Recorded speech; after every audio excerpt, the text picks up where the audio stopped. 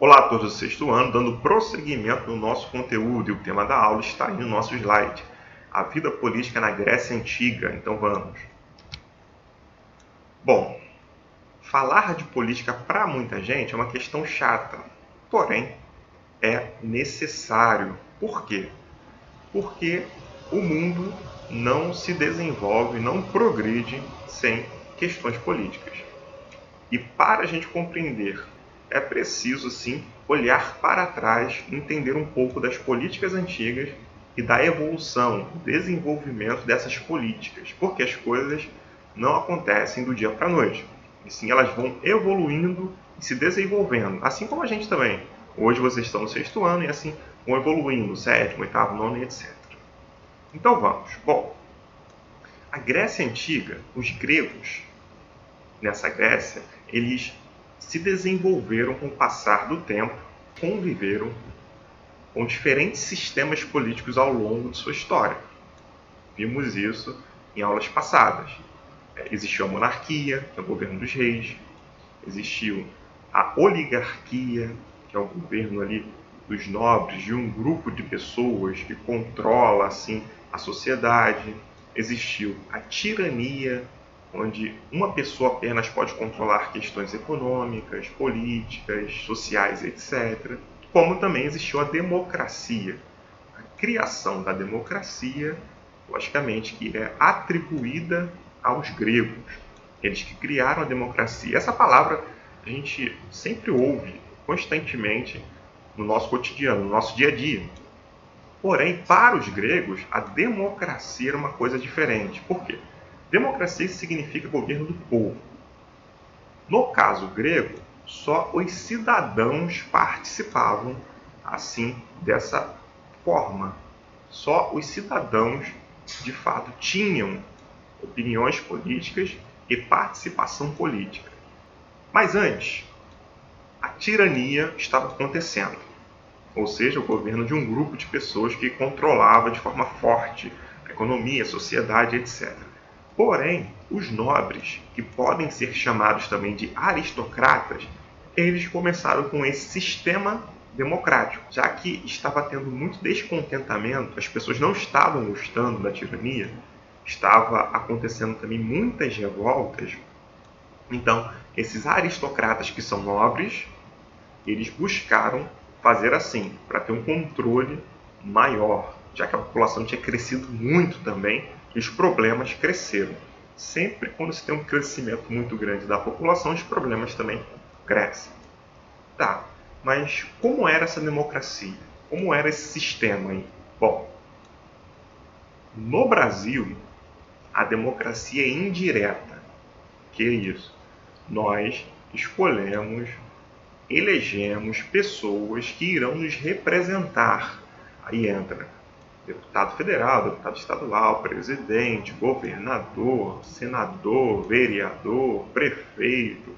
Nós escolhemos assim essas pessoas e elas nos representam, ou seja, nos identificamos com as ideias dessas pessoas e, através do voto, assim, escolhemos elas para nos representar. Já na Grécia Antiga, era totalmente diferenciado. Era uma democracia direta. Os cidadãos se representavam. Quem eram os cidadãos? Apenas pessoas, logicamente, homens, que eram nascidos na cidade de Atenas, que tinham pais e mães atenienses. Mulheres não participavam, escravos não participavam, estrangeiros não participavam, ou seja, quem viesse de fora não participava dessa democracia. Então a democracia ficava, esse governo do povo ficava na mão apenas aí da população masculina. Esse governo do povo ficava nas mãos dos homens. Não era todo o povo, e sim grupos pequenos que governavam essa Grécia Antiga. Diferentemente no nosso caso brasileiro, a partir de 16 anos a pessoa pode votar de forma não obrigatória, com 18 já é obrigatório votar. Mas analfabetos votam, mulheres votam e etc. Na Grécia Antiga era uma questão diferente. Então foi o princípio da democracia, dessa ideia de democracia que excluía outras pessoas. Bom, em relação à organização social ateniense, ou seja, da cidade de Atenas, existiam os eupátridas, que eram os nobres, que tinham em quase todos os direitos políticos. Existiam aí entre os eupátridas comerciantes, grandes comerciantes, né? Os maiores controlavam essa cidade. Eles eram chamados de bem-nascidos, porque eles nasciam assim de pais e mães atenienses. Então eles tinham aí praticamente todos os direitos políticos nessa sociedade. Abaixo deles vinham os georgóis. Os georgóis, eles eram camponeses que viviam assim nas terras dos nobres, dos aristocratas. Eles praticavam agricultura de subsistência. Parte do que produziam ia para o seu consumo próprio e a outra parte, assim, era destinada aos aristocratas, aos nobres, já que eles trabalhavam em terras que não eram suas. Não tinham direitos políticos. Abaixo vinham os demiurgos, que eram os artesãos, comerciantes menores. Depois vinham os metecos, que eram estrangeiros, pessoas de fora da cidade de Atenas. Eles não tinham direitos políticos e também, em tempos de guerra, eles eram obrigados a guerrear no exército ateniense, mesmo sendo pessoas livres. E, por fim, os escravos ou escravizados. Eles eram conquistados em guerras e, assim, eles trabalhavam e não tinham direitos políticos, civis. Eu coloquei uma representação da sociedade ateniense, cidadãos, metecos e escravos. Entre os cidadãos, eupátridas, que eram os bem-nascidos, os nobres, os demiurgos, artesãos e comerciantes.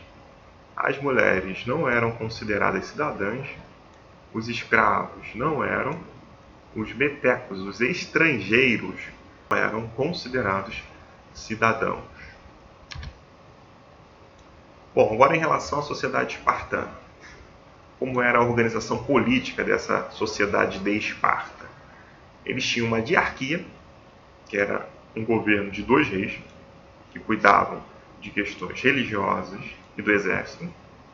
Existia também uma ápela, que era uma assembleia, onde eles buscavam, assim, escolher quem faria parte da gerúsia, que é a outra forma de organização política. Nessa ápela também, só poderia participar a partir dos 30 anos de idade. Então, com 30 anos de idade. Sendo que os periecos não participavam, e nem muito menos os ilotas, que eu falarei quem são mais à frente. Essa gerúsia era composta pelos anciãos da cidade. Os anciãos, assim, faziam leis, buscavam administrar. Os mais velhos da sociedade faziam isso. Sendo que na ápila, eles resolviam se uma lei seria aprovada sim ou não. E por fim, o eforato. O eforato eram pessoas que conduziam as discussões na ápila. Pessoas que estavam lá e também buscavam assim fiscalizar toda a questão política aí dessa sociedade de Esparta. Então, todos esses nomes que eu estou falando, tanto lá dos atenienses como aqui dos espartanos, são esquisitos, mas eram os nomes os quais eles chamavam assim as suas organizações políticas. Agora, em relação à sociedade espartana, no topo dessa sociedade estavam os esparciatas, que eram os aristocratas, ou seja, os nobres, guerreiros, que tinham as melhores terras. Abaixo vinham os periecos, que eram cidadãos livres, porém, eles não tinham assim direitos políticos. Eles eram artesãos, comerciantes, mas não participavam de questões políticas. Em tempos de guerra, eles eram obrigados também a fazer parte do exército.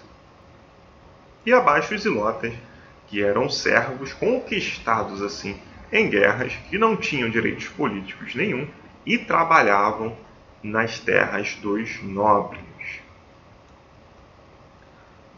Nessa sociedade, como vimos na aula passada, a educação era diferenciada, tanto para meninos como para meninas. Agora, em relação às mulheres como um todo, as mulheres atenienses, ou seja, da cidade de Atenas, elas viviam para o mundo doméstico, viviam para os afazeres domésticos. Essa era a função das mulheres atenienses. Elas não participavam da política, não eram consideradas cidadãs e etc. Já as mulheres de Esparta praticavam esportes, tinham treinamentos bem rígidos, a fim que viessem ter filhos fortes para o exército. Mas, além disso, elas controlavam as finanças domésticas, o dinheiro doméstico, ou seja, o dinheiro da sua família. Então, elas tinham essa importância nesse controle, nessa administração das finanças domésticas. E também elas participavam de reuniões políticas. Elas tinham esse direito da participação em reuniões, mesmo não tendo assim voz política, diferentemente das mulheres atenienses que nem poderiam participar, deveriam ficar dentro de casa. Bom, aí a organização social de Esparta, espartanos lá em cima, que eram os nobres guerreiros, os periecos, comerciantes e artesãos, os ilotas, os servos aí, conquistados em guerras. Está aí uma escultura na Grécia de Leônidas I, que foi rei e general de Esparta. Teve um grande destaque nessa sociedade espartana. Está aí uma representação do que seria a democracia grega, a democracia direta, onde os cidadãos assim escolhiam aquilo que eles queriam através do voto pessoal. Não tinha político representando ninguém. No nosso caso, a nossa democracia é indireta. Precisamos dos políticos para nos representar. Sendo que, nessa Grécia, cidadãos eram os homens nascidos de pais e mães atenienses, ou seja, da cidade de Atenas, e mulheres não eram cidadãs, os metecos, os estrangeiros, não eram cidadãos, escravizados e etc. Enfim, bom gente, espero que tenha ficado claro e até o próximo vídeo. Valeu!